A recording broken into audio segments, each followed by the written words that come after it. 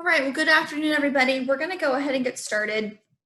This is one of two trainings that we're going to be doing specifically for teachers of Orleans Parish. The next training will be the following Thursday, next Thursday at the same, or following Tuesday at the same time. So if you find this information useful and you think your friends or colleagues would also, please share this information so that we can get as many teachers attending these trainings as possible. Today, we're going to talk about our current reopening model for our roadmap. We're going to talk about some of the details that are in our roadmap, such as classroom grouping options, operational health and safety standards, and we also have medical support from Children's Hospital on the line, as well as LSU Health Sciences for any questions that you might have, and to provide additional medical guidance as we talk through COVID-19 cases reporting and communication plans. Also, a testing update from NOLA Public Schools on some of the testing that we're going to be making available to schools and students. And we'll be talking about, lastly, some of the inspections that NOLA Public Schools will begin as soon as students begin entering school buildings, just evaluating schools' individuals' adherence to the safety standards that we have, just to make sure that we're all following the rules and all doing the same things. So first, we're just going to recap about what's going on and how we're reopening schools over the next few weeks. So our current return to school model is a slow, stepwise approach from the reopening model that was put in our roadmap in July. So step one is to bring back pre-K through 4 every day to in-person learning 5 days a week, and allowing schools a couple of weeks to allow for that slow and gradual restart of those grades. We're going to give that a few weeks and see how that goes. And if our data continues to stay in a good place, we'll move forward with step 2, which is bringing back our older grades, 5 through 12, who will remain in virtual learning throughout September and early October, to a hybrid model of in-person and distance learning starting no earlier than October 12th. Through all of this, distance learning will continue to be an option for families under any of these reopening phases. And the return of any of these grades are contingent, as always, on our health data trends staying in the way that we want, on a good and improving trend and within our phase 2 goals. And at any moment, if changes occur, this plan likewise could change. One just kind of housekeeping note. If you have questions, we want you to please put those questions in the chat. We will be monitoring them, and we will be answering those questions at the end in chunks based on similarities in those questions. So please don't be shy of asking your questions, and we will definitely get to those at the end. So there are a few really important documents that we want to make sure schools understand where they're located and can access them easily. The first is the roadmap to reopening, which was published in early July, on July 1st, which was a kind of overview of how we were going to reopen schools and an overview of those operational and safety standards. 2 weeks later, after our roadmap was published, we also published supplemental guidance, where we wanted to dig deeper and give additional toolkits, procedures, draft documents that school could use in helping them implement the roadmap. And so you see the link here to the supplemental guidance. All the items in red are pieces of the supplemental guidance that we're going to review today in this presentation, but know that you can access all of them at the link above. We will also be sharing these decks with your schools for them to share. We will also be posting a recording of this training on our website as well. So the first is classroom grouping options. So in late June, the Department of Health and the Department of Education provided operational health and safety mandates, and also these maximum grouping sizes, which are really the foundation of our roadmap. They tell us at any one time how many students and persons can be in our building and how many students we can bring to our buildings at any one time. We're currently in phase 2, and at this time, maximum group sizes is 25 persons in any setting. Also, for school bus capacity, the maximum allowed students is 50% of the manufacturer's capacity of buses. With these two mandates, there are really two types of classroom grouping options that schools have available to them.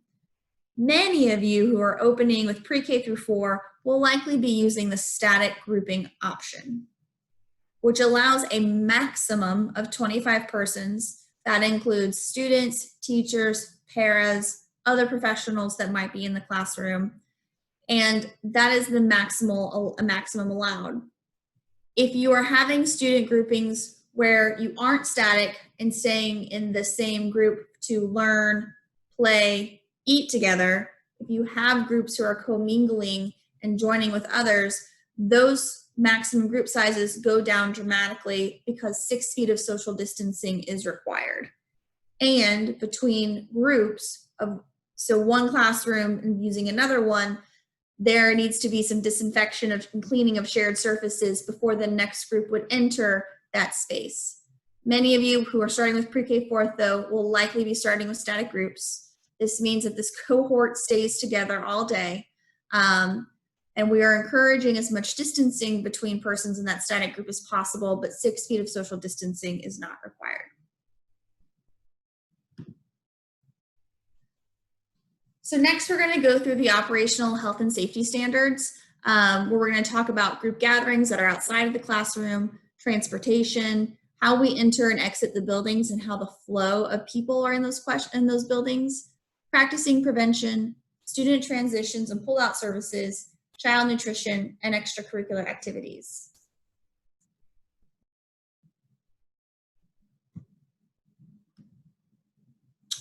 So first, with conducting group gatherings. So we talked a little bit about what the classroom options are available to schools in this time with that maximum group size of 25 persons. But what it also means is that we are discouraging the use of all assembly spaces for group gatherings, such as the gyms, auditoriums, and dining halls.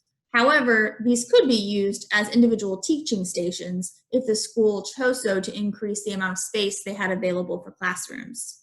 But we will not be having group gatherings in our gyms or auditoriums. Also, groups can use outdoor space and static groups, but we do want to make sure that those groups, especially static groups, stay separated even with outdoor play. But it doesn't require a physical barrier like an enclosed space would. What we are encouraging most schools to do is to identify focal points for recess and assign those to different homerooms. For example, one group might be using the play space, another group might be using a field, another group might be using a basketball court. I do see that there's some questions that are going in the Q&A, and I do just want to encourage everybody to use the chat function to submit those questions. We do have somebody monitoring the chat for those questions.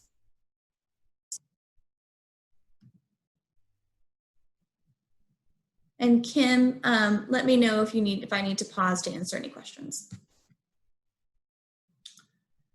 For transporting students, again, that kind of grounding requirement is the maximum bus capacity allowed in phase 2, which is at 50%. There is intensified cleaning efforts that are happening on buses. If one bus is running multiple routes with either an arrival or a dismissal, the bus, the seats, the handrails must be cleaned after each group's use, and the bus must be fully cleaned at least once per week. Also in phase 3, we're reducing the number of passengers because of the capacity restriction, but we also want to make sure that we're spacing individuals as much as possible within the bus. Those 6 feet of social distancing is not required. And just like in the classroom or in the school building, face coverings are required on the buses. Personal hygiene practices such as hand sanitizer will also be practiced. Buses will have additional face coverings and hand sanitizer for those who need it. We also will be increasing ventilation on buses as much as possible by opening windows to increase the amount of fresh air that is in our school buses to the maximum extent possible. You might not see this happening when it's raining, but when we can open those windows, we plan to.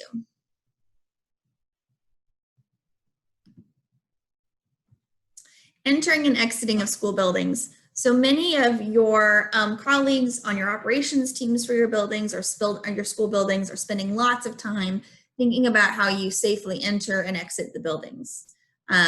Or they're thinking about creating multiple points of entry and exit to make sure that they're clear. We're limiting the amount of students and staff entering any one time, to making sure that we're not hitting those maximum group sizes, social distancing is being practiced, and we're not forming long lines. You might see your schools identify specific entries for bus riders, different entries for drop off and pick up, also different entries if you have any walkers, and maybe a different entry for staff altogether. And so the goal of that is to make sure that the flow through the building is as easy as possible. You don't have people gathering in lines, and that will help the health screening process go as quickly as possible.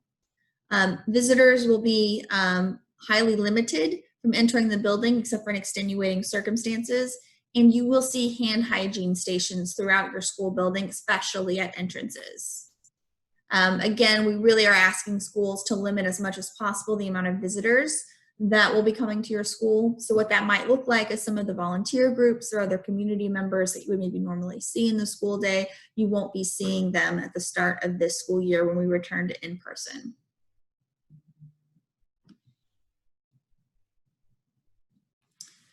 Practicing prevention. This is one of our largest sections in our supplemental guidance. So there's a lot covered in this slide, but again, I would encourage everybody, if you're curious, to go to our supplemental guidance where you'll see a lot more depth to these different areas. The first thing that your schools are currently planning for is identifying all the high touch surfaces in your schools, the desks, the handrails, light switches, and those high touch surfaces need to be cleaned before and after each group's use. So we are going to be limiting the amount of transition that's happening within the school buildings, but there's going to be some for bathroom breaks, going to get meals, going to outdoor play. So there's going to be touching of surfaces at those points. And so schools are working hard to identify all of those surfaces and working with their custodians to make sure they're aware and it's part of their daily cleaning plans. You will also see intense personal hygiene and hand washing stations and hand sanitizer throughout the buildings. You will see these stations being used at arrival, before and after eating, before and after using outdoor play equipment, bathroom breaks, obviously, and upon exiting. Also, you might be wondering about, it's very clear that we're requiring face coverings, but gloves are not necessary except for custodial staff or anyone who's doing any cleaning of high touch surfaces. So gloves are not necessary for your day-to-day unless there's some kind of cleaning practice that's taking place. And again, we said face coverings are required. There continue to be some exceptions to this rule based on behavioral needs, other health factors, and there is a very robust section in our supplemental guidance on face coverings and some of those exceptions to that rule and that requirement. One very, very big centerpiece of our practicing prevention protocol is symptom monitoring. So you will see at staff and on student and visitor arrival that everybody will be assessed for temperature as well as symptoms. And we've provided schools with draft questions that they'll be asking as everyone enters the building. Again, we're asking schools to monitor and log whenever somebody has a temperature above 100.4, as well as somebody who identifies with a symptom. So you won't necessarily see your school be logging your 97.6 temperature, but they would if your temperature is over 100.4, requiring you to go to an isolation space and maybe having your temperature taken again by a nurse after a few minutes, because we know it is really hot outside and we are going to be giving some time to reassess those temperatures once people are able to enter the building. You'll also see a lot of signage in your schools with COVID-19 informational signs. And again, just reminding everybody to do the things that we know that work: wearing your face covering, washing your hands, and staying home if you feel ill. Student transitions and pullout services. We know many of our students receive very vital services and therapies while they're at school with us, and we want to make sure that that can happen to the maximum extent possible. So providers will be allowed to pull out students to provide those therapies and those services. What will be happening is they'll be pulling them out on an individual basis in an enclosed space while practicing social distancing and wearing face coverings. And if they're using any equipment as part of their service or therapy, that equipment or shared surfaces will be cleaned before the next student receives their service. You'll also see your schools doing a lot to control flow. We talked a lot about how they're going to have multiple entry and exit locations based on how people are entering the building and how they get to school. But you'll also see them controlling flow whenever you transition from one space to another, either by making hallways one directional in flow, staggering when those transitions occur, or even creating spaces if there are wide corridors where only, on the right side of the building you're going one way, and on the left side of the corridor you're going another way. But we want to make sure what we don't see is, those pictures and videos we all saw from Georgia with a high school hallway just being full of students and teachers. It's a thing we want to limit as much as possible. And child nutrition, we won't be having students eating in dining halls. You will see that either meals are delivered directly to your classrooms, likely if you're teaching some of those very lowest grades, and meals being eaten in the classrooms, or students being scheduled to one by one go and make their food selections through a serving line and then bringing those meals back to their classroom. Some schools are thinking about creating multiple service lines, so it limits the amount of kind of scheduling needed. So you'll see a lot of different plans and implementation styles, but the key is we're not gathering people in large groups in dining halls, but we are, keeping people in their static groups as much as possible. And schools are required to provide 2 meals a day to enrolled students. They might be doing it, or they're picking 1 to 2 days a week where families can come and get those meals and pick those meals up. Some schools are actually delivering those meals to families' homes as well. But schools are required at this time to make sure they're providing the 2 meals a day. And extracurricular activities. For band and vocal music, in phase 2, you can't play instruments in an enclosed space that require breath, and you can't sing in an enclosed space. So you will see, and if you're in the arts, you might be thinking about how you're going to have classes that are theoretical in nature if they're in person, and maybe using those virtual classes to actually play instruments and have singing practices. For field trips, we're not really allowing any field trips at this time just because of the additional contact people may have with other individuals upon a field trip. And also athletics is a big topic, I know, but the rules and guidances around athletics is managed by the Louisiana High School Athletic Association. And this link here you can follow to see more information. I will note that the LHSAA is considering changes to their current guidance. Those guidances have not been altered yet, but it is being considered, and there will be more to follow up if those guidances change. So before I go into our next kind of big half of this presentation, which is really about what happens when somebody gets sick on campus. How is it tracked? How is it reported? How is it communicated?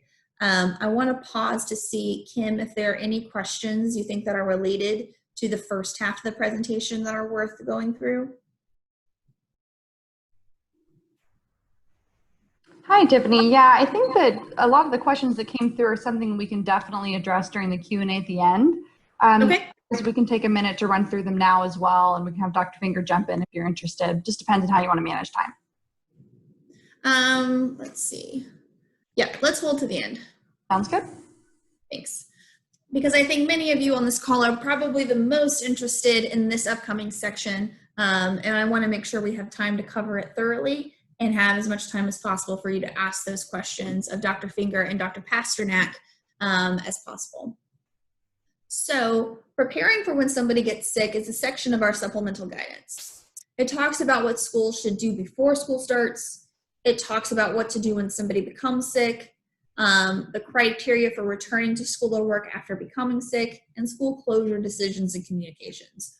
We're going to kind of focus on the sections of this that I think you guys will be most interested in or maybe have the most questions around. We really just want to make sure that you understand all of the requirements that are in place, all of the supports that are in place, and then happy to take your questions after. So Dr. Finger, can you walk us through, we have 2 decision trees in these next 2 slides. Can you walk us through this first one? Yeah, happy to do so, Tiffany. And for the Thank you. educator team members on the call, I wanted to thank you as the father of 3 girls in the New Orleans public schools. I know you guys have been working diligently over the last several months, and I very much as a parent appreciate it. We've been doing the same to make sure we can keep not just the students safe, but you as an entire educator team safe and healthy as you return to in-person education. We've tried to distill some sometimes complicated guidelines into easy to understand graphs for you, anticipating that at some point in the upcoming academic year, there will be someone on the school campus, I don't say student because there could be a team member who has symptoms that might be consistent with COVID-19. So I'm going to take you through this guideline as well as the next page. So if someone has symptoms, the first and most important thing is to remove them from exposure to other people on the campus. Each school individual campus has a designated isolation room and a methodology for getting people there, notifying a parent or guardian that there's a sick child who might need to be picked up. And the same should be considered if there's a team member who's ill on campus. At that point in time, there's no urgency to do anything with all the other children in the classroom. The child will be referred and possibly have a COVID-19 test performed. That's now we're in the middle block there.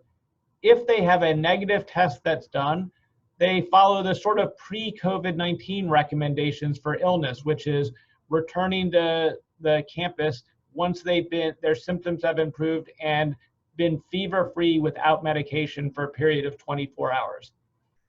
If they have a positive test that's obtained, we do ask that the parents, guardians, and team members report that back to the school. It's important for the campuses to know that. That individual will then remain in isolation, which means they stay at home for a period of at least 10 days since their first day of symptoms, and symptoms need to have improved, and they need to be without fever for 24 hours. All of those things need to be the case, so it's at least 10 days. And then they can return to school with documentation per school policy. Alternatively, if you follow down from that middle block, they get seen by a provider who provides them with an alternate diagnosis and determines that a COVID-19 test is not indicated. Then they stay home until their symptoms improve and they're fever-free without medication for at least 24 hours. So there's several options, but mandatory isolation certainly if there is a positive test. In addition, at the top, there will be a route to notify the Office of Public Health and the regional medical director who will have a good pulse on what illness reporting is like, not just in an individual classroom, but across an entire school and then across an entire parish to help understand trends that are happening in Orleans Parish within the context of the whole state of Louisiana. So it's going to be important for that. Kimberly, go to the next graph and then we'll come back to this one. This is what happens if there is a positive case that might merit an evaluation for someone who is a close contact. A close contact by the strictest definition is defined as someone who is within 6 feet of someone who has tested positive for COVID-19 for greater than 15 minutes within the previous 2 days. So if that's the case, then that individual, I don't say student, will need to quarantine for a period of 14 days. And that day 1 starts on the day after that last day of known contact. They do not need to get tested. It's not required for an asymptomatic close contact to get a COVID-19 test. And if they go through that entire 2-week period without developing symptoms, they return to school with documentation for the school policy after those 14 days. If, however, a close contact develops symptoms during their quarantine period, they should follow the symptomatic decision tree while continuing the 14-day quarantine period. Go back to the previous slide, Kimberly, please. So if they have experience, if they do develop symptoms and they are a close contact, we will strongly recommend that that individual receive a COVID-19 test.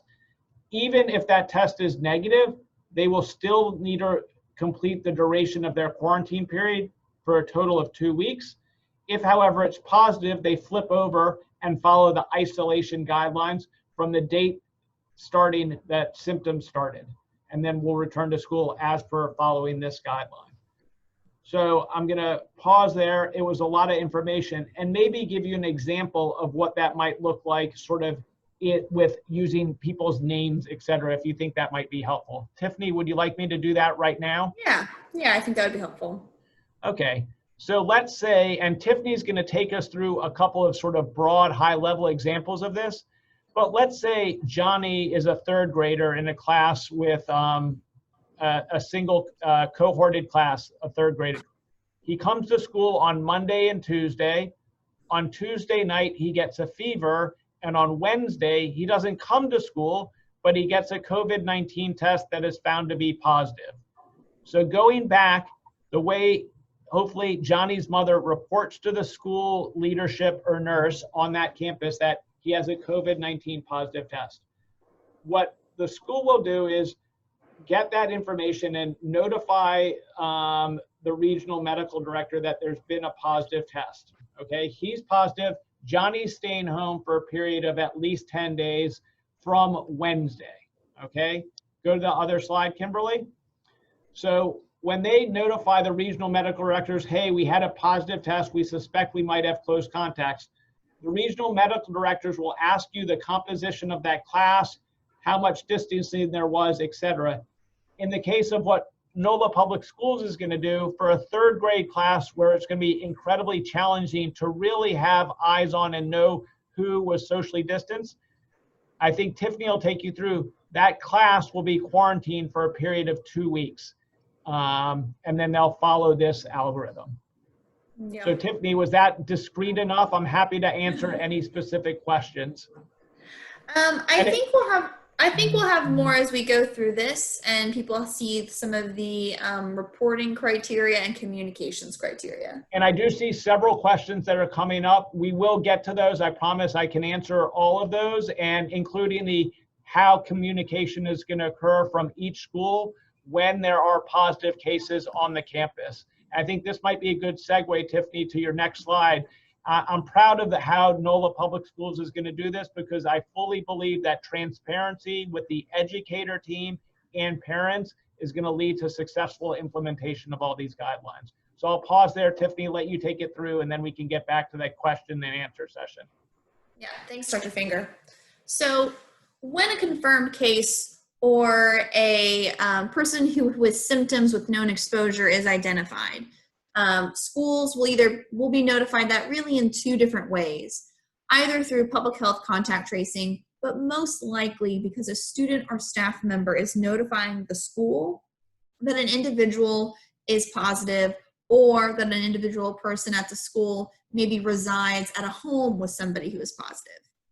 When those things occur, the school's reporting structure is outlined here. And again, this is in our supplemental guidance, and we've been training schools on this reporting structure for the last month.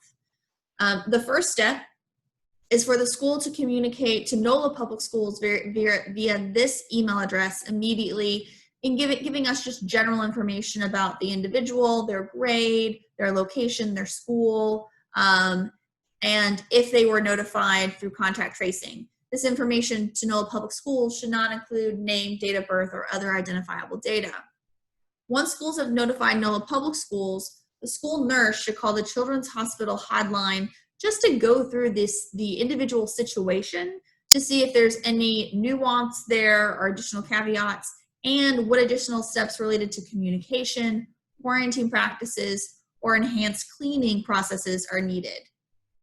Once schools have the school nurse has contacted Children's, has had that conversation, they're also to notify the Region 1 Louisiana Department of Health office.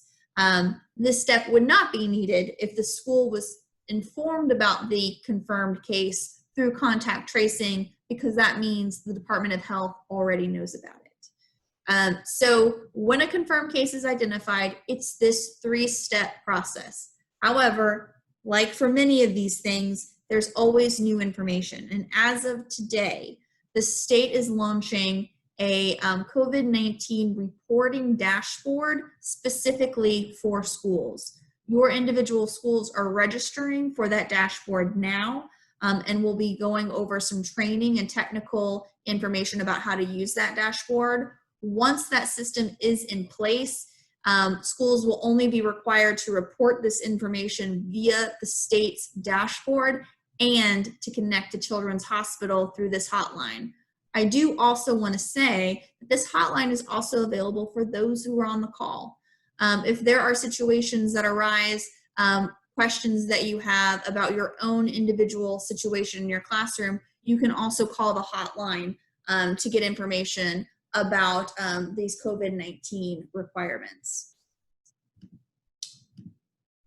So the confirmed case, we just walked through kind of the reporting structure. So when a confirmed case is identified, we walk through all the ways schools are responsible to report it. Currently to NOLA Public Schools, Children's Hospital, and the Region 1 LDH office. We also encourage schools to use both the Department of Health office and Children's Hospital to really help walk through that individual situation and talk through all of those who might be determined as close contacts. So there are many resources to your school nurses as they're identifying for every individual situation who are those close contacts. Once all of this is known, schools are required to communicate regarding confirmed cases in 2 different ways. First, schools are required to communicate to student and staff members who were identified as close contacts through the conversations with Children's Hospital and the Region 1 Department of Health office. Those individuals who are contacted and identified as close contacts will be required to self-quarantine for 14 days. Schools are also required to provide just a general message to their school community once a known case is identified, with general information only, obviously not personal identifiable information, but just letting the community know, the community being the staff, the students, the families, that there was a confirmed case at their school. We also want everybody on this call to know that NOLA Public Schools is going to be tracking this information and releasing it weekly. We will, for transparency's sake, be collecting all of the information about confirmed cases, publishing it weekly to the media and other entities to ensure transparency. So confirmed case identified, school's first step is to go through the reporting process. Once the reporting process is done and the identification of close contacts is done, then schools are required to communicate to those individuals identified as close contacts, to their general community with generalized information, and NOLA Public Schools will be tracking this information and providing it weekly to the public. Dr. Finger, anything you want to add there about the reporting, contact tracing, and communications process? No, Tiffany, thank you. I think this is great. This is above and beyond what is actually required by the Office of Public Health. But I think in the efforts of engagement and transparency with your school community, I think this is a great idea to make people aware. And I think this will answer questions that people have and have people understand that they know what's actually going on their campus. So I think it's a great idea. Got it. Thank you. So now we're going to go through a few scenarios. Much of what Dr. Finger was kind of talking us through with those flow charts is just who should quarantine when confirmed cases are identified. We know your school nurses are going to be doing a lot of the heavy lifting of identifying this information, but we did just want to give you kind of examples to help build expectations of when individuals may be asked to quarantine. So first, when a single case is identified, all students and staff who've been in a classroom with a confirmed case or otherwise who have had a close contact with a confirmed case will need to quarantine. What that means for our systems is if a teacher or a student within a static group, again, this is that group of no greater than 25 persons that learns together, plays together, eats together, is identified as a confirmed case, this would require the entire static group to self-quarantine for 14 days. If teachers or students in a confirmed case in a school that is not using static groups, but again, those co-mingled groups that are changing spaces but have less individuals in those spaces because 6 feet of social distancing is required, based on the individual situation, students and staff who were in those groups with that individual who was a confirmed case may be required to self-quarantine for a minimum of 14 days. But it's a little bit different because if you're not using static groups, 6 feet of social distancing is required. And we know that your a close contact is defined as in within 6 feet of, with being within 6 feet for 15 minutes or more. So that requires digging a little deeper, asking more questions of those who were in the space with those confirmed cases or those individuals to really define who is required to self-quarantine.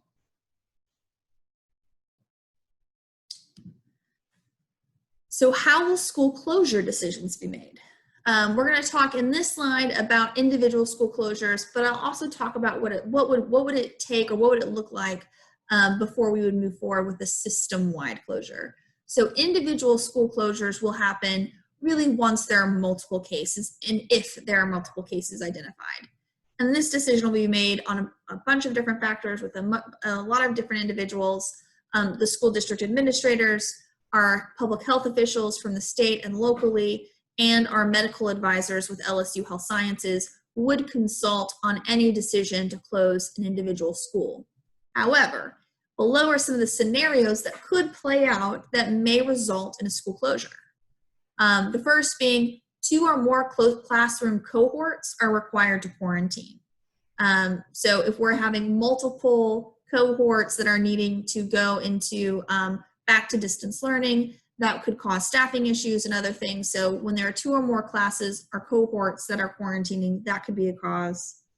And also if a cluster of cases, which is really just 2 or more cases that share a common source, are identified, and we can't reliably contain the spread with quarantine, that could also be a case. For example, 2 or more cases within the football team, where players are scattered throughout different classroom environments throughout the day, that would lead to a large number of people needing to be quarantined. Or 2 or more cases maybe in the same math class where maybe they're interacting with different classes throughout the day and scattered throughout the school. That could also result in a large number of quarantines, and that could also be a decision. If there is a decision to close an individual school because of the number of cases and therefore the number of those quarantined, that closure could be for 2 weeks or more, depending on the individual situation. Dr. Finger or Dr. Pasternak, also just kind of wanted to give a pause to see if there's any additional information you'd add to this. Yeah, no, I think that's right. And I think having the folks that you mentioned at the top, we all talk all the time about this, trying to look into the future. I will say thus far across the country, the vast majority of schools have not had to have this done yet, but folks where they have had to close down for either the entire school have done so really for staffing issues, more so than just the pure number of cases.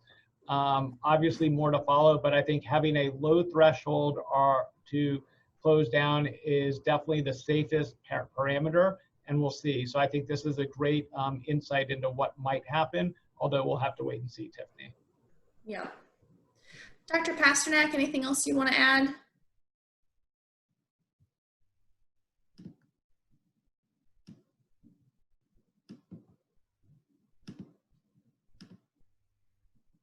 Okay.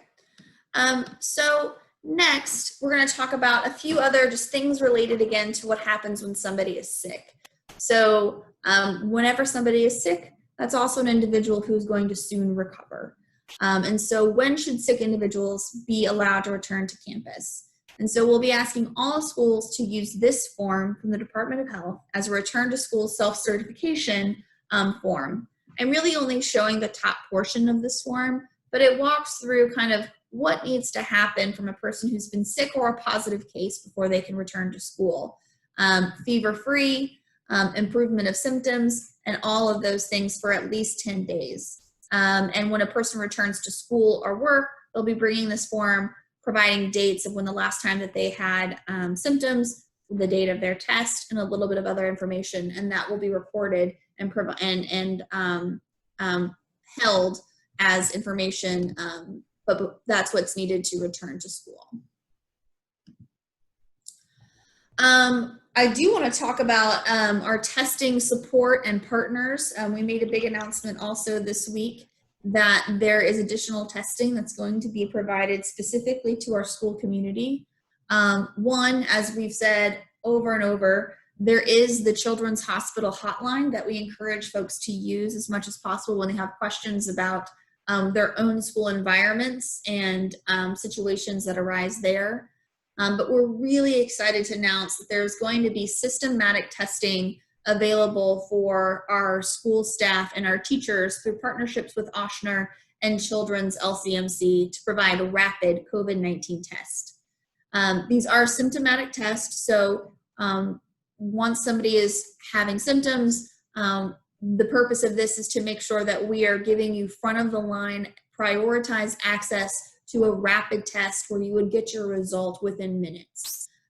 We know that that has been a problem throughout the summer, the availability of tests, the timeline it takes to get your test results back. And so we're really happy and thankful to Ochsner and Children's Hospital and LCMC for providing this kind of upfront care. So for Ochsner, rapid tests will be available to school-based staff at any of their urgent care facilities. Staff will be able to call and schedule appointments to have those tests and gather your results before you leave. Children's LCMC will also be providing rapid tests, but through mobile units, which will be deployed in the community kind of based on the information we're gathering of where testing may be needed. So it's our ability to bring tests to those who we know need it. And additional testing will also be available at Children's Hospital for students and school-based staff as well. We are working on all these details. We've just announced these partnerships, but we will have these details to schools so that staff can start taking advantage of these tests if they are symptomatic as soon as possible. And so your schools will have that individual information, and your school nurses will have the individual information of how you take advantage of these tests. We're also still putting together a plan and partnerships to explore providing routine testing. So testing when you're not symptomatic for school-based staff. We do not have our announcement ready yet. We're still working on this plan and hope to have details to share about our progress towards this goal over the next few days. And as always, anyone, teachers, staff, students, and families can access the community-based testing being ran through the New Orleans Health Department at any time. And this link will take you to where the locations for those tests are. And lastly, I wanted to go over the process that NOLA Public Schools is going to use to ensure that all of these safety and operational standards are being implemented appropriately at all schools. So once students start returning to campus, all schools will receive an inspection by NOLA Public Schools staff for the adherence to these safety standards within the first few weeks of school.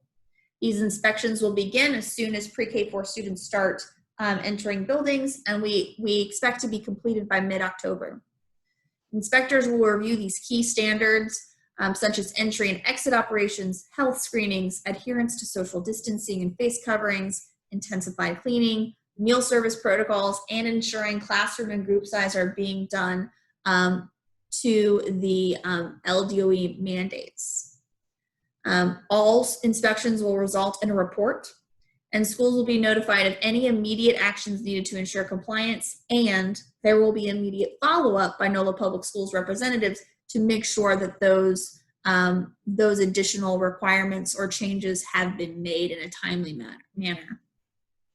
So we just wanted to kind of give you this assurance that we will be coming to every school and evaluating that these standards are being implemented properly, and building those structures in to do that as starting day 1 on September 14th.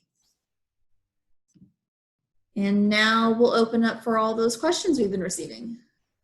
Yeah, Tiffany, I think I might bucket a couple questions for you to start with that require sort of some operational oversight for the specific schools. First question is, who is responsible for performing bus sanitization?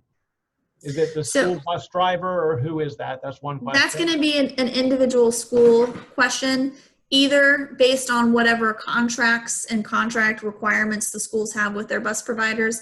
It'll either be bus providers or custodial staff. Schools are making those individual decisions based on their contracts. Okay, another question I think is relatively school specific, as who has oversight with students when they eat lunch in the classroom as they remove their masks? Yeah, so that will likely be teachers, paras, or some other kind of mix of staff. Again, that's an individual school-based question on how they're going to manage that. But I would have the expectation that teachers will likely be in the room for some portion of time while meals are being eaten. Okay, thank you. Last one for you is, are there provisions that are specific to using the restroom for students and for teachers? And will teachers be allowed to have any time for a break specific to restroom and eating lunch? So again, that would be an individual school-based question on how they're scheduling bathroom breaks, faculty time. So that's a question for your school leaders on how they're scheduling that throughout the day. All right, I'm going to transition to some questions that have to do specific to COVID-19. There's a question about how the determinants are used to transition between the several phases that we're in, phase 1, phase 2, phase 3, and then phase 4. It's a constellation of factors that take into account not just daily case count and local prevalence rates, but also when the hospital capacity and availability of medical resources as well as trajectory of all of those graphs, whether they're going up and down, in addition to other resources, i.e. the hurricane events of last week are maybe potentially impact some of the decisions that might be made moving forward. So it's not a single number, but a compilation of lots of numbers. Just going down the list of stuff that we were getting, what is the consequence if a family knowingly sends a child with COVID-19 to school or refuses to get a child tested? It's a great question, and I think one way that we're going to combat this disease and really have effective mitigation is through community engagement, recognizing that most of those scenarios that we gave you are when someone develops illness symptoms on your campus. Tiffany already alluded to the fact that most people, if they get symptoms, it will not occur on your school campus. So the teacher and the nurse will not be the first line of sort of offense in this case, and we're relying on our team members, our educators, and families to be honest. And if they do have those symptoms, then to follow that, to call the hotline, and to get triaged effectively by a provider. And we're asking them to make those reports if there is a COVID-19 test within a family household, to make the report that that is the case and that their child is being kept out of school because they are a close contact to someone in their community, in their household, or that was in their community. I don't know if I know what the consequence will be if the family knowingly sends a child with COVID-19 to school. I would hope, I think we'll have to engage, and if once that is identified, that we will be able to keep them out for the duration of that 10-day isolation period. I'll bucket the consequence back to Tiffany. Yeah. So, I would say, we're not going to be consequence driven. So I'll just go ahead and say that. But that is the purpose of the health screening. And it's not just limited to temperature checks, but also questions related to just their general health. And as teachers and school staff, you're going to see if those symptoms play out. And if that happens, sending them directly to the school nurse and for that isolation space. And if someone doesn't get a test, that means they're staying home until their symptoms resolve. So not getting a test means you're just staying home sooner or longer. So, you know, that's kind of how we'll be evaluating. What should school do in between the time that Johnny got sick and the time he got his test results? So so there are very rare scenarios where the hotline or our regional medical director will declare a quarantine period before that test result is done. More than likely, you will continue to do as you will, because continue to carry on and await the evaluation of Johnny by either a test, or if he's seen a primary care provider who can assess Johnny and determine whether or not there might be another illness and whether or not Johnny needs a test. The only time that the regional medical director team might say, hey, based on what you're describing, we would just proceed with quarantine now, might be the following example. Johnny came to school, Johnny's mother at home is sick and has already been diagnosed with COVID, and Johnny has 2 siblings who are sick. There's a high likelihood, as we understand the spread of COVID-19 to children, over 80 to 90% of it presumably acquire it from an adult household member who has COVID-19 or COVID-19 symptoms. So that might be an example that the regional medical director said, let's move to quarantine those kids right now, even while Johnny is still getting evaluated. Again, I think those are going to be rare because in the instance I just described, Johnny should be home quarantining since he qualifies as a close contact. Is there communication being sent to parents on who and how to notify school personnel at NOLA Public Schools if their child is positive? Tiffany, I'll turf that back to you. I suspect that's the case, and I suspect that I have that for my school, but I can't tell it to you in real time. Yeah, I would say that we've seen a lot of draft communications coming from schools, and I do think one thing you're going to hear schools talking to parents and families a lot about is that we want families to do these health screening checks before they put their student on a bus, before we put them in the car to take them home or take them to school. So you're going to see schools really reaching out to families a lot, ask them to take these same health screening measures at home before bringing children to school. So that's part of that community engagement and communications that we're all going to be working on. You're going to see that messaging coming from NOLA Public Schools as well, heavily through our social media and other means. There's a question that I think we've already addressed, that what would happen if there are multiple positive cases across multiple grade levels. I think depending on the number of cases and the penetrance in the school, that's where the regional medical directors and the epidemiologists we will all discuss that and determine whether or not there might be merit in discussing whether school closure or classroom closure might be indicated. Question about the transparency data specifics. This is from Laura. I think, Tiffany, I don't know if you need to go over the transparency data specifically again, like how will that be messaged and who exactly will be getting that information? Is it daily or weekly sort of case counts? Is it by school and to the specific educators at each school, or how do you envision that maybe looking? So it'll be weekly, not daily. Okay. Likely the end of every week, a report being generated on the number of confirmed cases. It will be school specific. So it will be number of confirmed cases by school site.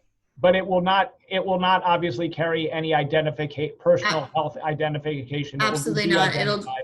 It'll be de-identified. It'll just be aggregate counts at the end of the week per school. Okay.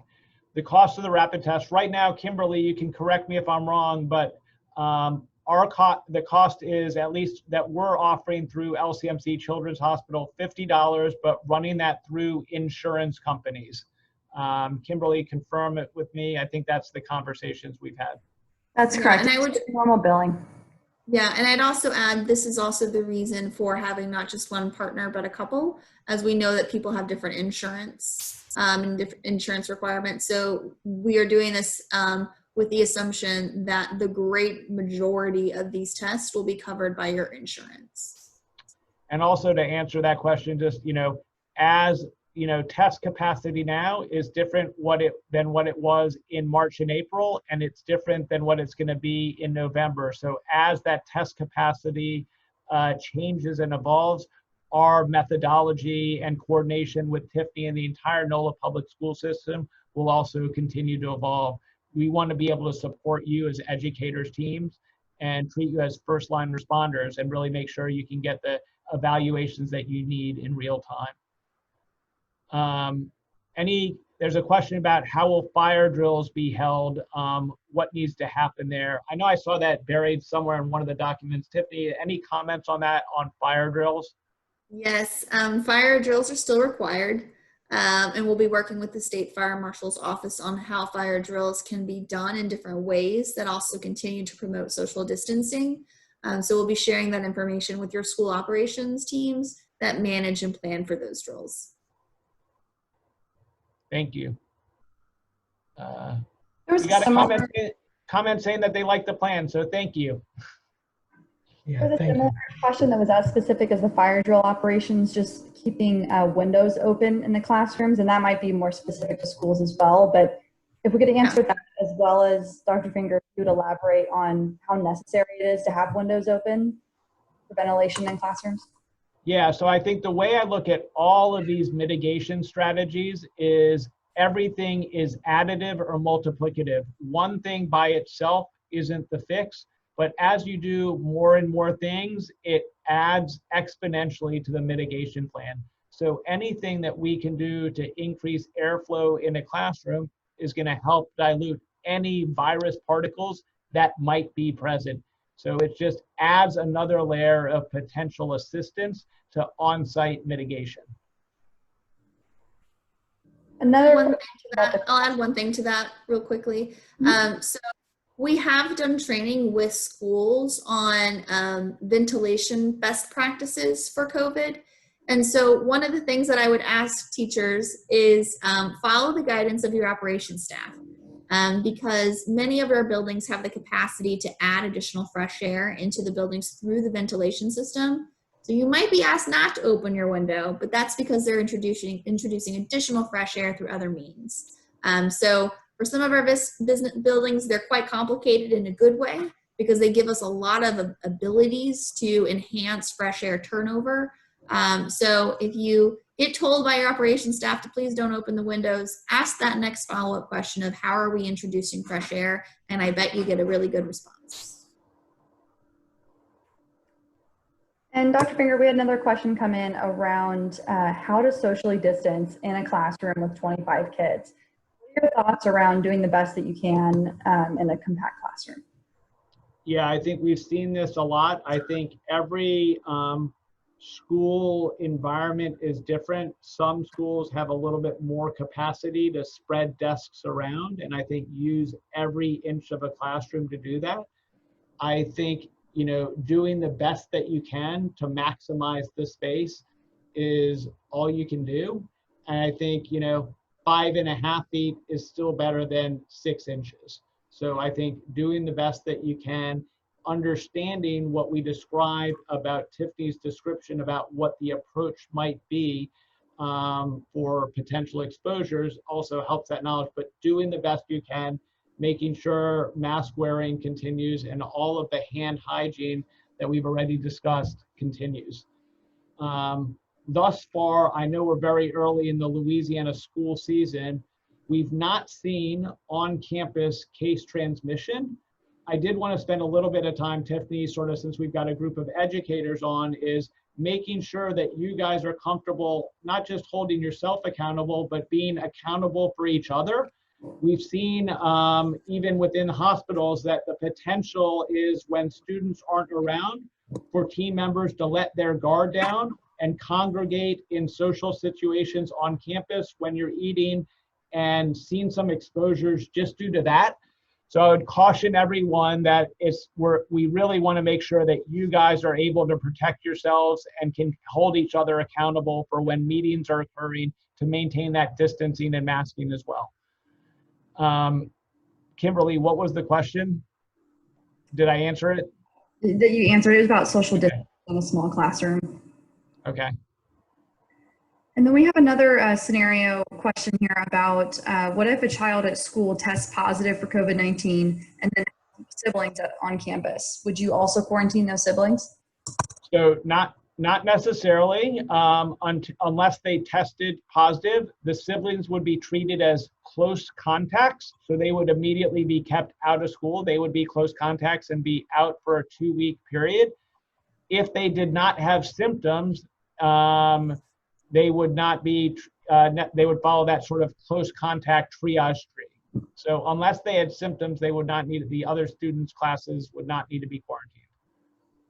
Okay. Then we had a question come in around static groups. If there's a teacher that's rotating classrooms in between static groups, are those still technically called static groups?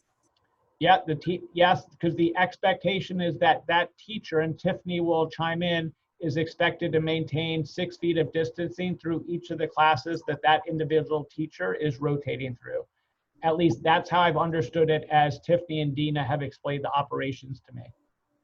Yeah, one of the things that we're asking schools to do is, we know that with staffing needs and innovative staffing plans, that you might have to have teachers for different parts of the day who are maybe coming into different static groups. We do want to minimize that, but when it needs to happen, that the 6 feet of social distancing is happening with that individual who has to go from one static group to the other.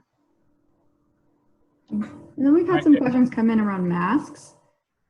I know that earlier there was a question around whether we're required to wear masks in general, and we did answer that during the presentation, but what about types of masks? What do they need to do? And are face shields a replacement for fabric masks? All right, so this is how a mask gets worn. It covers my nose and my mouth. So this is how it's worn all the time. This is not acceptable. This is not acceptable. So these are unless you're eating or drinking, this is how the mask gets worn. A face shield is one of those big plastic things, like a Star Wars thing that comes down in front of your face. It's not a substitute for a face mask like I just had on. I know that there have been many requests to wear those, but a face shield is not a substitute for a face mask. So yeah, school personnel and students will be required specifically to wear a face mask. If I can chime in there, I think it's important to remember that, you're right, Kimberly, the masks are there to protect the others in the space, and face shields primarily are to protect the wearers. So masks are generally trying to prevent spread to other persons from the mask wearer. And building on that, if you do have to have lunch in the classroom, is there a certain way to set that up so that when everyone's mask is off, there's a safer orientation? Or how would you advise situations where the mask has to be off? You know, I think most people, when they're doing the lunch, what I've seen the setups are is they're getting at their desk. I think, Tiffany, that's what I've seen has been reported to me. I know we haven't gone back for NOLA public schools, but certainly probably they don't need to sit side to side like they might sit in a classic cafeteria type of table. So that's a situation we'd like to avoid if possible. There's a question about library books. There's really no data thus far showing that there's been any degree of real transmission through the environment like that. There's some scientific studies that show that the virus can remain in the environment, but nothing that shows that that's a way that it effectively transmits. The way you get this is if you're close to someone who's got it for an extended period of time. So if you have library books being checked back into the library, should you leave them for, say, 24 hours before allowing them for repeat use? You know, I think that would be an extra step that is probably not going to yield a lot of bang for your buck. I think let's focus on the things that we know we can control and will truly effectively mitigate on-campus spread of this. And there was a question earlier that came in asking for some additional clarity around the contact tracing process. Could we quickly review that high level again? Sure. So real high level, I think, if there's it might be easier for some of the schools where there's the cohorted classes, as Tiffany described it, because the approach, or the static classes, excuse me, the approach for those classes will be, we're just going to simply deem the entire class as close contacts. And that's an easy decision, easy with air quotes.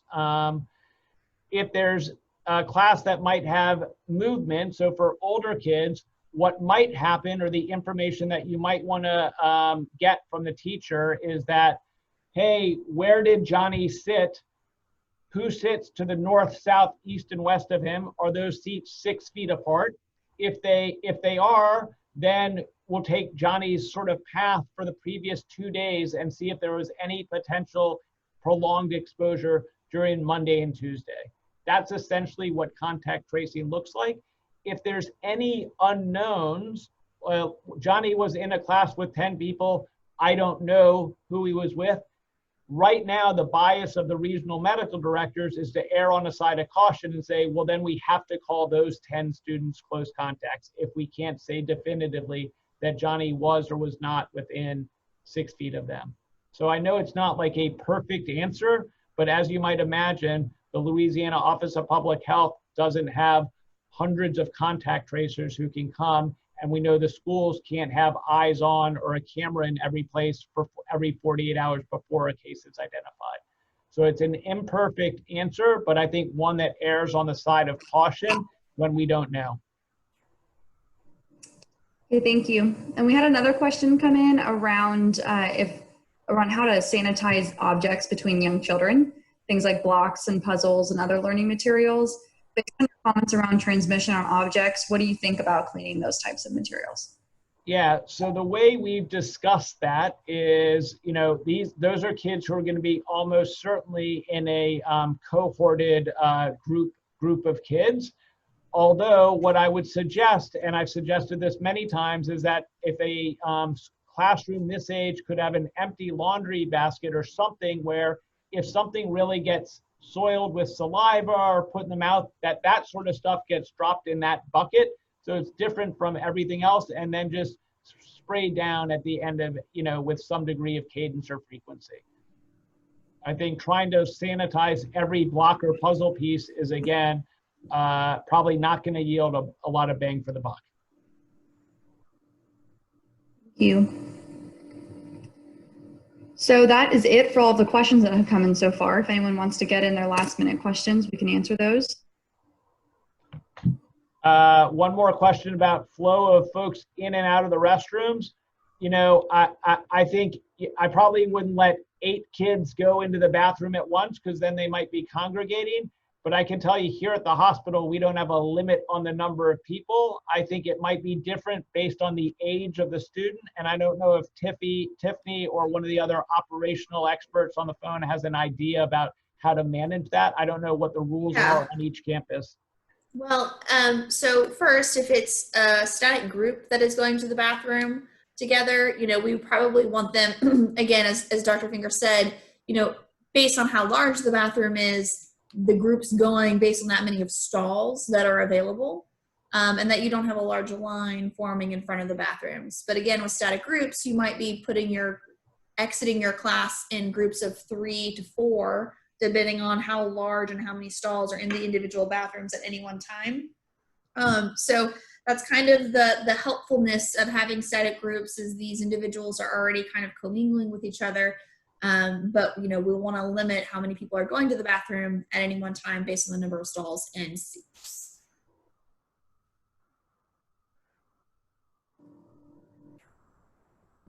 And while people are also putting in their questions, just one more plug is, we really want to encourage as many teachers as possible to attend these trainings. We'll have another one at Tuesday at 4:30, same place.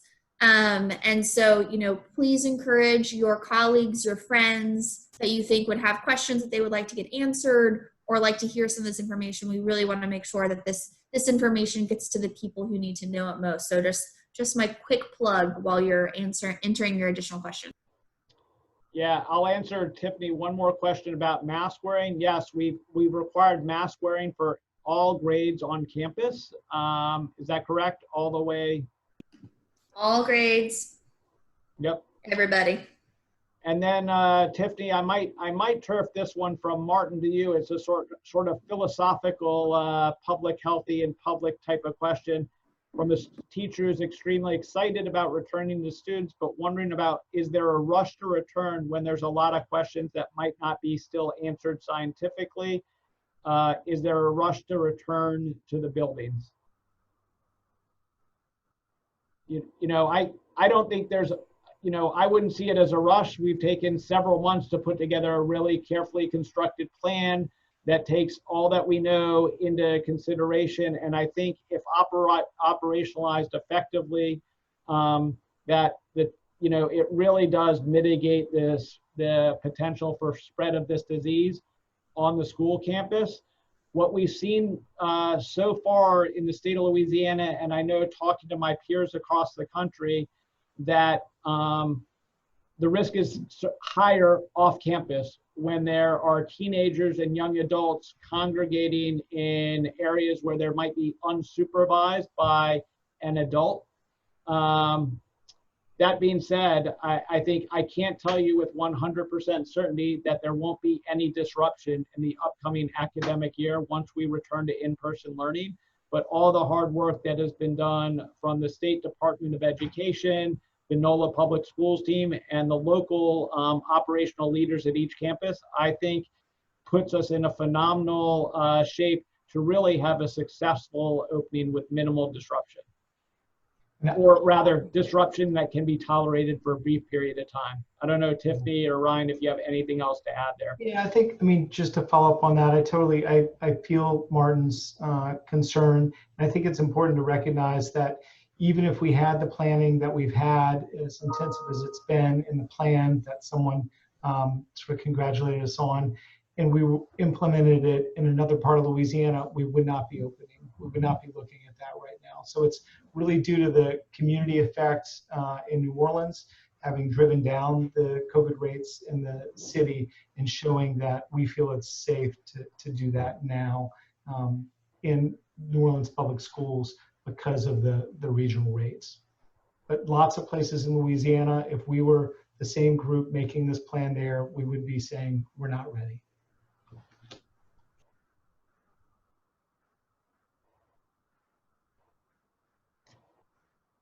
Tiffany, I think that's all the active questions that we have. I'll give a shout out if there's anyone on the phone who teaches any of my girls. Thank you very much. I very much appreciate it. Same. Go Lesser Lions.